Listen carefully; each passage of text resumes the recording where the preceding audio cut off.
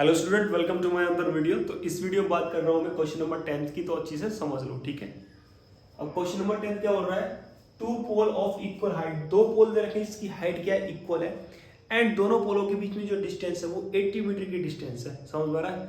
And अब उन दोनों पोलों के बीच में यानी कि जो 80 मीटर का डिस्टेंस है, उस डिस्टेंस के बीच में कहीं एक पॉइंट है, ठीक है।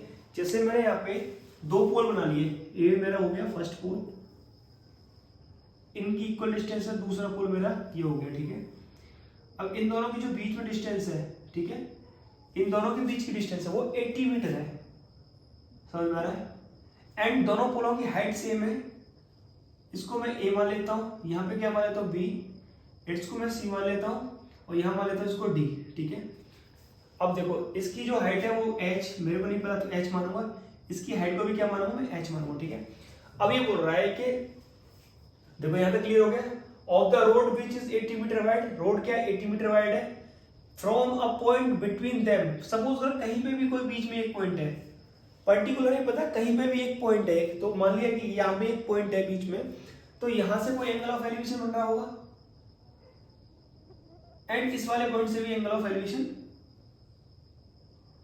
बन रहा होगा, सिंपल सी बात है। अब देखो मैंने आपको प्रीवियसली समझाया है कि जब हाइट सेम हो दो ऑब्जेक्टों की, एंड जितना क्लोज रहेगा बेस के, अभी देखो ये डिस्टेंस ज्यादा है ना, ये डिस्टेंस कम है, तो ये बड़ा वाला एंगल होगा, ये छोटा वाला एंगल होगा।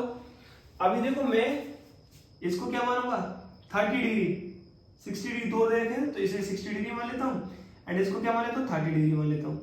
सपोज वो यहां से लेके यहाँ तक की डिस्टेंस क्या है, इसको मान लेता हूँ मैं एक्स, तो यहां से लेके यहाँ तक की डिस्टेंस क्या होगी बेटा, वो 80 माइनस एक्स ही तो होगी, क्योंकि टोटल डिस्टेंस तुम्हारी 80 है, यहां मैं एम पॉइंट मान लेता हूं इसे, ठीक है। कर लो, बस हो गया सॉल्यूशन में। लेट हाइट ऑफ पोल, पोल की हाइट को क्या मान रहा हूं मैं, एच मीटर, क्या मानी मैंने, H metre pole of height मान लिया, ठीक है। एंड डिस्टेंस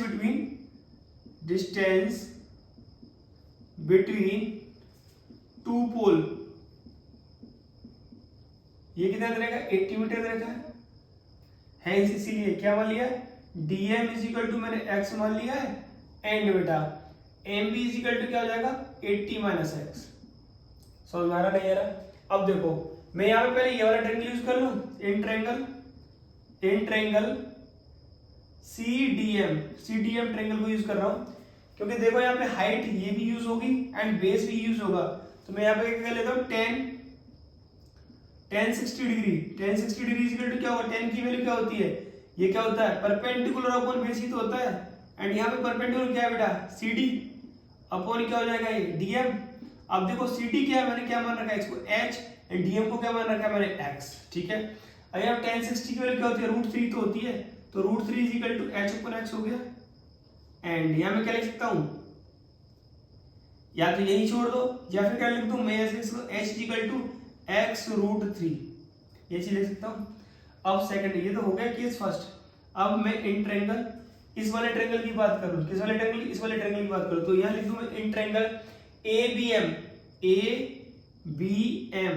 अब ABM में क्या करूंगा मैं, यहां लिख दूं मैं tan 30 degree is equal to, तो मैं tan 30 degree is equal to क्या होगा, same h upon 80 minus x होगा, सेम वही फार्मूला। अब यहाँ पे tan 30 की वैल्यू क्या होती है 1 upon √3 is equal to h upon 80 minus x, ये चीज समझ में आई नहीं आई। ऊपर से देखो रिमूव कर रहा हूं मैं इसको,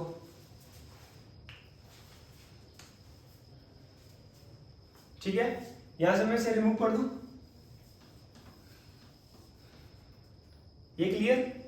तो यहां पे मैं किससे सॉल्व आउट करूंगा तो क्या हो जाएगा, h is equal to 80 minus x upon √3, यही तो हो जाएगा। इसको मैं इधर लेके चला गया, बस क्रॉस मल्टीप्लाई कर दिया, ठीक है। इसको इक्वेशन फर्स्ट मान लेता हूं, एंड इसको इक्वेशन क्या मान लेता हूं सेकंड। दोनों को क्या कर दूं मैं, कंपेयर कर दूं, दोनों को सिर्फ क्या करना है कंपेयर करना है, क्योंकि दोनों ही किसके इक्वल है, एच के इक्वल है बेटा, है ना। तो यहां लिख दूंगा मैं कंपेयर फर्स्ट एंड सेकंड, ठीक है। तो क्या हो जाएगा 80 माइनस एक्स अपॉन √3 बेटा इज इक्वल टू x √3, यही तो हो जाएगा, ठीक है। अच्छा जी, अब इसको बस रिमूव कर दो, यहीं पे सॉल्व आउट कर लेंगे इसको, ठीक है।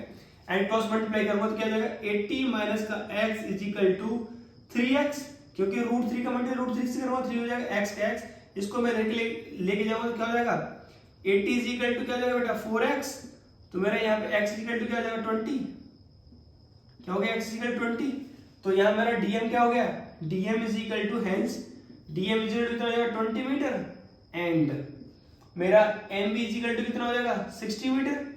अच्छा ये तो हो गया डिस्टेंस, हाइट भी निकालनी है तो h इज इक्वल टू क्या हो जाएगी, इस वाले में फॉर्मूला में पुट करो, h इज इक्वल टू क्या हो जाएगी, देखो 80 माइनस x की वैल्यू क्या थी बेटा 20 थी ना, तो 20 लिख ली। एक इक्वेशन जो मेरी थी उसमें भी डायरेक्ट वैल्यू पुट हो जाती है इक्वेशन फर्स्ट में, जो कि बहुत इजी रहता है, लेकिन वो मैंने रिमूव कर दी, इसलिए इसी में पुट कर रहा हूँ, आंसर सेम ही आएगा। अपॉन क्या हो गया √3, कितना हो गया 60 अपॉन √3, ठीक है। यदि मैं दोनों तरफ रेशनलाइज कर देता हूँ √3 से अपॉन √3 से नीचे कर देता हूँ, क्या हो जाएगा 60 √3 अपॉन 3 एंड 3 से कितनी हो जाएगा 20 टाइम, तो h इक्वल टू क्या हो गया 20 √3 मीटर, क्या हो गया ये आंसर।